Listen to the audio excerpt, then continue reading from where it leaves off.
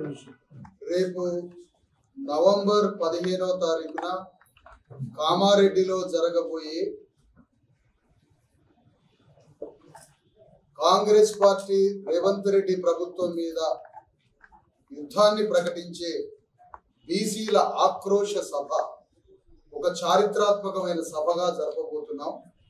ఈ నెల 15వ తారీఖు ఈ సభ ద్వారా మేము చెప్పాల్సిన అంశం ఏంటంటే, ఒక కాంగ్రెస్ పార్టీ తన అధికారంలో రావడానికి తెలంగాణలో ఉన్న 50% పైన ఉన్న 2.5-3 కోట్ల మంది బీసీ ప్రజలని వంచన చేసి మోసం చేసి వాళ్ళ ఆత్మగౌరవాన్ని దెబ్బతీసి కామారెడ్డిలో ఒక డిక్లరేషన్ చేసి దాన్ని అమలు చేయకుండా దొంగ నాటకాలు ఆడుతూ అబద్ధాలు ఆడుతూ ప్రజాస్వామ్యాన్ని కూని చేస్తూ చీట్ చేస్తున్న ఒక చీటర్ రేవంత్ రెడ్డి కాంగ్రెస్ ప్రభుత్వాన్ని యుద్ధంలో ఓడించడానికి కామారెడ్డిలో నవంబర్ 15న ఒక భారీ సదస్సుని విద్యావంతులతో ఒక పెద్ద సభను ఏర్పాటు చేయబోతుంది.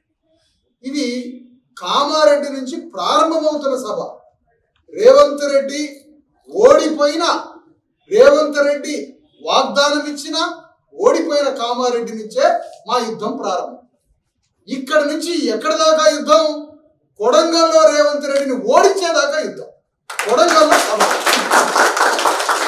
ఓడిపోయిన కామారెడ్డి నుంచి ఓడించబోయే కొడంగల్ దాకా 33 జిల్లాలలో అతిపెద్ద సభలు నిర్వహించి అంతిమంగా హైదరాబాదు జింకానా గ్రౌండ్లో లక్షలాది మందితో మా యుద్ధాన్ని ప్రకటించబోతున్నాం త్వరలో. ఇంత పెద్ద కార్యక్రమం దేనికి? అసలు తెలంగాణలో ఇంత పెద్ద యుద్ధం దేనికి? అయా, రాజ్యాంగంలో ఎస్సీ ఎస్టీలకి భద్రతతో కూడిన ఎస్సీ ఎస్టీ రిజర్వేషన్లకి సంపూర్ణ భద్రత ఆనాడుంది. కానీ రాజ్యాంగబద్ధంగా బీసీల రిజర్వేషన్లకి ఆ భద్రత కరువైంది.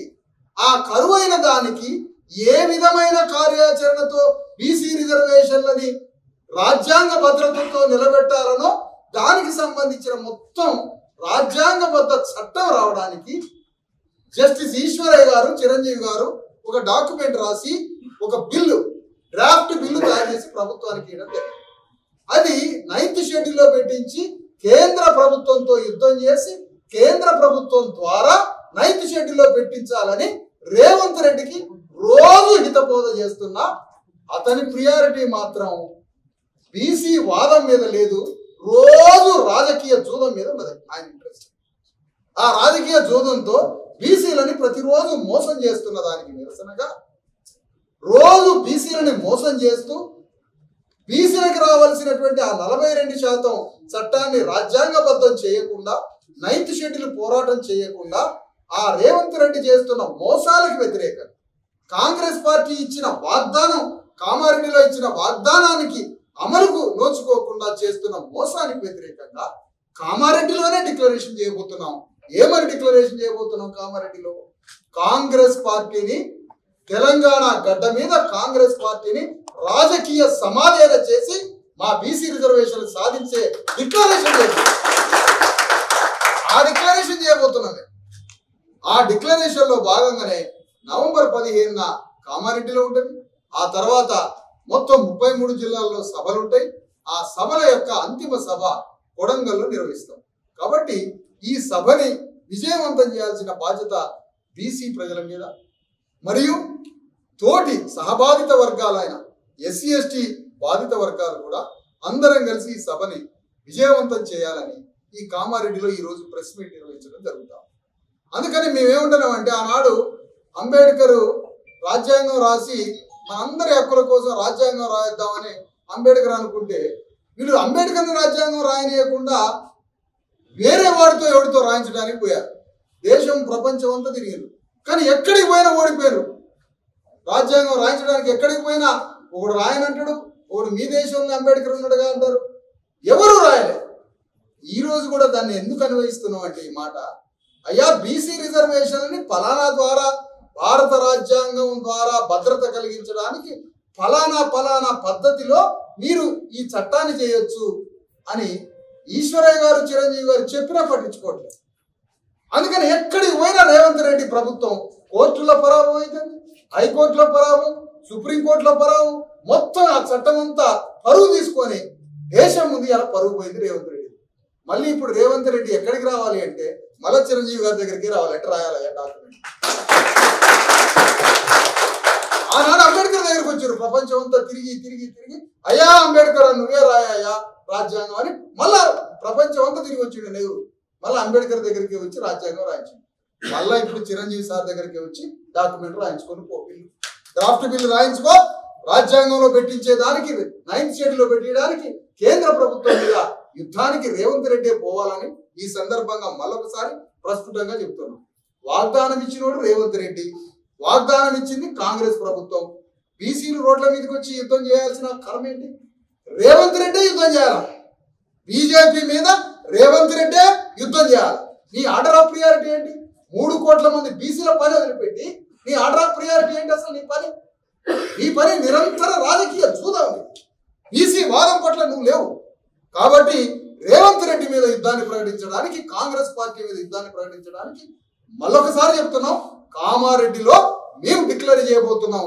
నీ రాజ్యాన్ని సమాధి చేసి తెలంగాణ గడ్డ మీద బీసీ ఎస్సీ ఎస్టీల రాజ్యాన్ని స్థాపించడానికి, నీ రాజ్యం చేసిన మోసానికి, నీ కాంగ్రెస్ పార్టీ మోసం చేసడానికి నీవు ఈ తెలంగాణని పరిపాలించే హక్కు లేదు.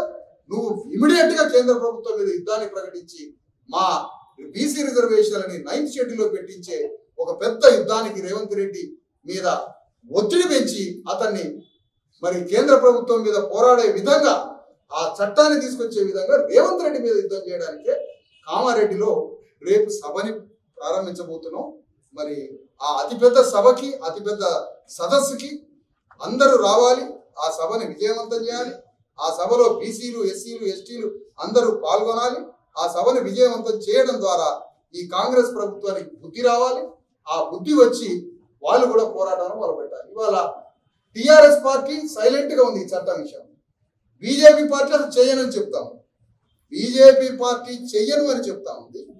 టిఆర్ఎస్ పార్టీ ఏమో మౌనంగా ఉంది. కానీ తెలంగాణ విషయంలో మాత్రం మీరు కష్టపడ్డారు.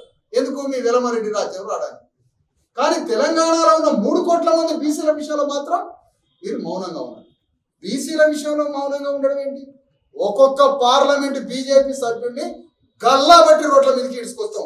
ఈ సమస్య కాంగ్రెస్ పార్టీ పార్లమెంట్ సభ్యుల్ని, బీజేపీ పార్లమెంట్ సభ్యుల్ని అహంకారంతో బీసీలను వంచడానికి ఒక్కడూ మాట్లాడకుండా దాక్కొని ఉన్నటువంటి బీజేపీ కాంగ్రెస్ ఎంపీలు ఎవరైతే ఉన్నారో ఈ ఎంపీలంతా ఒకటే. బీజేపీ, కాంగ్రెస్, బీఆర్ఎస్ పార్టీలు ముగ్గురు కలిసి ఎంపీలని పంచుకున్నారు. తెలంగాణ ముగ్గురు అవయవ దానాలు, కార్యం గుండె దానాలు చేసి అందరూ కలిసి 3 పార్టీలు ఏకమై పార్లమెంట్ ఎన్నికల్లో పాల్గొన్నారు. బీసీఎస్సీ ఎస్టీ నోట్ల మన్ను కొట్టి ముగ్గురు ఏకమై పార్లమెంట్కి పోయారు. మరి అలాంటి పార్టీలని రోడ్డు మీదకి వచ్చి సగానికి పైగా ఉన్న బీసీ ప్రజల గురించి చెప్పరా మీరు? 9వ షెడ్యూల్లో 9th షెడ్యూల్లో పెట్టించే రిజర్వేషన్ల విషయంలో బీజేపీ పార్లమెంట్ సభ్యుడు మాట్లాడరా? బీసీ రాజకీయ నాయకులు మాట్లాడరా? వాళ్ళని బజార్లో నడవలేం, వాళ్ళని ఎక్కడికక్కడికి ముట్టడి చేస్తాం. ఇంత ప్రజలంటే ఇంత తేలికనా, ఇంత చులకనా? అందుకని ఇదంతా రాజకీయంగా సమాధానం చెప్పాలి. ఆ విధంగా ఈ చట్టాన్ని తీసుకురావడానికి రాజ్యాంగబద్ధంగా 9th షెడ్యూల్లో చేర్పించే ఒక ప్రక్రియని వేగవంతం చేసే అతిపెద్ద ఒత్తిడి కార్యక్రమాన్ని ప్రభుత్వం మీద తేవడానికే ఒక్కొక్క జిల్లాకి పోయి సదస్సులు పెట్టబోతుంది. ఈ సదస్సుల ద్వారా 2.5-3 కోట్ల మంది ప్రజల్ని సమాయత్తం చేసి అంతిమంగా హైదరాబాద్ లో ఒక భారీ సదస్సు ద్వారా ఈ ప్రజలకి అతిపెద్ద చైతన్యాన్ని అందించి మరి రాష్ట్ర వ్యాప్తంగా జరిగే కార్యక్రమంతో పాటుగా బీజేపీ మీద కూడా ఒత్తిడి తెస్తాం, టిఆర్ఎస్ పార్టీని బజారుకి లాగుతాం. వీటితో పాటుగా ఈ బరువంతా రేవంత్ రెడ్డి నెత్తి మీద వేసుకొని కేంద్రం దగ్గరికి పోయి పని చేయించుకునే ప్రోగ్రామ్ని మేము ఈ సభల ద్వారా, ఈ పోరాటాల ద్వారా చేయబోతున్నాం. రేపు కామారెడ్డిలో జరగబోయే సభలో భవిష్యత్తు మా పోరాట రూపాలు ఏ విధంగా ఉంటాయి, ఏ విధంగా పోరాడతాం, ఢిల్లీ మేము ఏ పరిధిలో పోయేస్తాం, టిఆర్ఎస్ మీద ఏ విధంగా యుద్ధం చేస్తాం, కాంగ్రెస్ ప్రభుత్వం మీద ఏ విధంగా యుద్ధం చేస్తాం, ఒక్కొక్క పార్లమెంట్ సభ్యుడిని, ఒక్కొక్క ఎమ్మెల్యేని ఏ విధంగా వాళ్ళ మీద మేము పోరాట రూపాలు ఏ విధంగా ఉంటాయి, ఇవి మొత్తాన్ని భవిష్యత్ కార్యాచరణని రేపు కామారెడ్డి సభ ద్వారా ప్రకటిస్తామని ఈ సందర్భంగా తెలియజేస్తూ మరి ఈ విషయంలో మీడియా మిత్రులు మీ ధర్మంగా ఈ మీడియాలో ద్వారా ఈ ఫామ్ హౌస్ లో ఉన్న కేసీఆర్ దాక్కున్నాడు. అతను బీసీలందరినీ మోసం చేసి ఫామ్ హౌస్ లో దాక్కున్నాడు. ఇలా కేసీఆర్ మీ ప్రాంతమే, మీ ఊరోడే కోనాపూర్. మరి ఈ కోనాపూర్ ఉన్న ఈ కేసీఆర్ ఇలా ఫామ్ హౌస్ లో దాక్కొని ప్రతిపక్ష నాయకుడు అంటే నథింగ్ బట్ ముఖ్యమంత్రి. నంబర్ తేడానే, నంబర్ కరెక్ట్ ఉంటే ముఖ్యమంత్రి అవుతాడు. కానీ ఇవాళ ఆ అంతఃపుర అఘోర దాక్కున్నాడు. ఆ దాక్కున్న వ్యక్తిని బయటికి లాగుతాం, 100% లాగుతాం. బీసీల గురించి నువ్వు ఎందుకు మాట్లాడు? నిధులు నియామకాలు ఆంధ్రాకి తెలంగాణకి కొద్ది తేడా ఉంటే మొత్తం అది తెలంగాణ రాష్ట్ర సమస్య అయింది. 3 కోట్ల మంది బీసీల సమస్య మాత్రం తెలంగాణ సమస్య కాదా? అదేమో తెలంగాణ సమస్య కాదు. ఆంధ్రానికి తెలంగాణకి 500 టీఎంసీల నీళ్ల తేడా వస్తే అది భూస్వాముల భూములు పచ్చగా పంటలు పండించడం కోసం ఆంధ్రాకి తెలంగాణకి 500 టీఎంసీల నీళ్ల తేడా వస్తే వీడు 20 ఏళ్ళ నుంచి 70 ఏళ్ళ నుంచి యుద్ధం చేసి తెలంగాణ తెచ్చుకున్నారు. బీసీలు 3 కోట్ల మంది పువ్వ కోసం, పోరాటాలను చదివేయడం కోసం, ఉద్యోగాల కోసం 42% రిజర్వేషన్ అంటే ఒక్క పార్టీ రోడ్డు మీదకి రావాలి. ఇంత పెద్ద మోసం ఎక్కడైనా ఉంటుందా ప్రపంచంలో? ఇంతకన్నా చీటింగ్ ఉంటుందా? మా హక్కుల కోసం అంటే మీరు రోడ్ల మీదకి రారు, మీ వెలమరెడ్డి వాళ్ళకి తెలంగాణ ఉపజెప్పడానికి మాత్రం మీ 1200 మందిని తెచ్చుకోవాలి. ఇది ఎక్కడ న్యాయం? మా బీసీలు సోయి తెచ్చుకోవాలి విషయం. వాడిని రాజ్యంలో కూర్చోబెట్టడానికి, వెలమాయని రెడ్డిని రాజ్య సింహాసనం మీద కూర్చోబెట్టడానికి మేము 1,20,000 మంది చచ్చిపోయినాం ఈ 70 ఏళ్ళ నుంచి. కానీ మా బీసీ పోరాటాలను చదువుకొని మీ ఉద్యోగాలు రావడానికి మా 42% రిజర్వేషన్లకు మాత్రం ఒక్క రాజకీయ పార్టీ రోడ్డు మీదకి రావడానికి ఇంతకన్నా మోసం ఉంటుందా? ఇప్పటికన్నా బీసీల బానిసత్వం నుంచి బయటకు రావాలని ఈ సందర్భంగా కోరుతున్నాం. ఇక్కడ లోకల్గా ఉన్నటువంటి అనేక మంది నాయకులు ఉన్నారు. మన నిజామాబాద్ జిల్లా నుంచి వచ్చినటువంటి రామగౌడ్ గారు, స్థానికంగా ఉన్న డాక్టర్ రమేష్ బాబు గారు, మరి లక్ష్మణ్ రాష్ట్ర నాయకులు, మరి జిల్లా అధ్యక్షులు, మరి రీజనల్ ఇన్ఛార్జీలు అయినటువంటి సుమను, ప్రేము, ఇక్కడ ఉన్నటువంటి ఈ నాయకులు అందరూ కలిసి, మహిపాలు అందరూ కలిసి ఈ కార్యక్రమంలో పాల్గొనాలి. రేపెల్లుండే ఇక్కడ ఒక ఆహ్వాన సంఘం కూడా వేయబోతున్నారు. ఈ ఆహ్వాన సంఘం వేసుకొని ఈ ఆహ్వాన సంఘం ద్వారా ఈ సభ యొక్క పర్యవేక్షణ చేసి సభను విజయవంతం చేస్తారు. మరి ఈ సభా కార్యక్రమంలో మీడియా వాళ్ళు మీ ధర్మంగా పాల్గొని ఇంత పెద్ద ఉద్యమానికి మీరు మద్దతు ఇవ్వాలని ఈ ప్రెస్ మీట్ ద్వారా మిమ్మల్ని కోరడానికే ఈరోజు కామారెడ్డి వచ్చాం.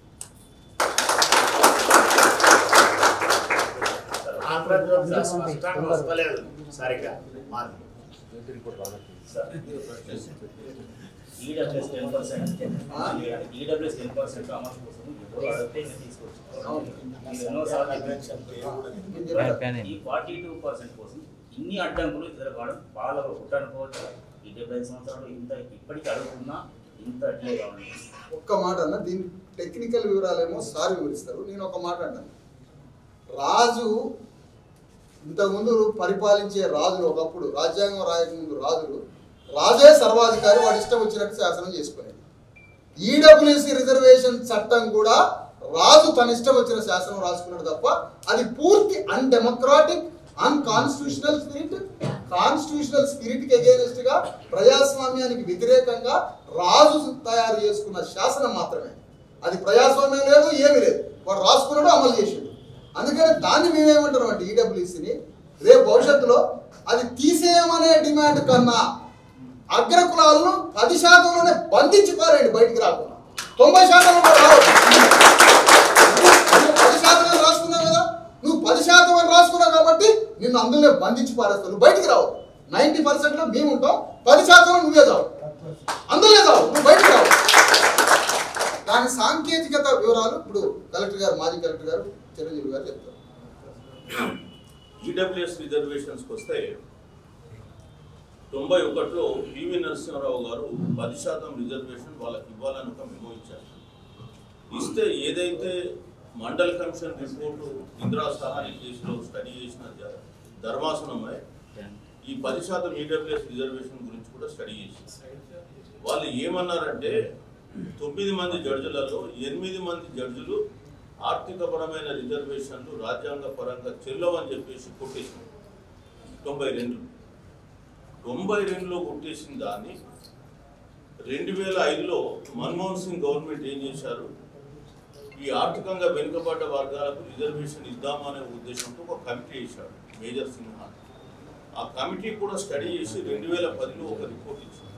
అందులో ఎక్కడ వాళ్ళు 10% ఈడబ్ల్యూఎస్ రిజర్వేషన్ ఇవ్వాలని రాయాలి. 10% కాదు, 1% రిజర్వేషన్ కూడా రికమెండ్ చేయలేదు. కానీ 2019లో బీజేపీ గవర్నమెంట్ ఆ కమిటీ రిపోర్ట్ తీసి టకటకటక జనవరి 7 రోజు 2019 క్యాబినెట్ ఆమోదం 10% రిజర్వేషన్ ఇస్తుంది. అసలు అలా లేనే లేదు.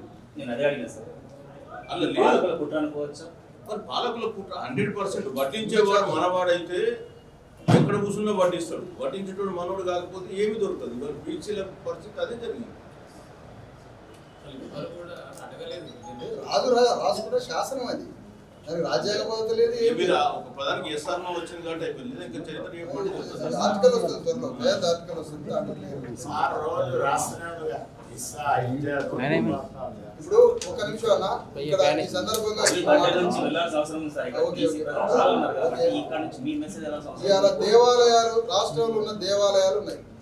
దేవాలయాల పాలక మండళ్ళకి రెడ్లకి ఏమైనా సంబంధం ఉందా?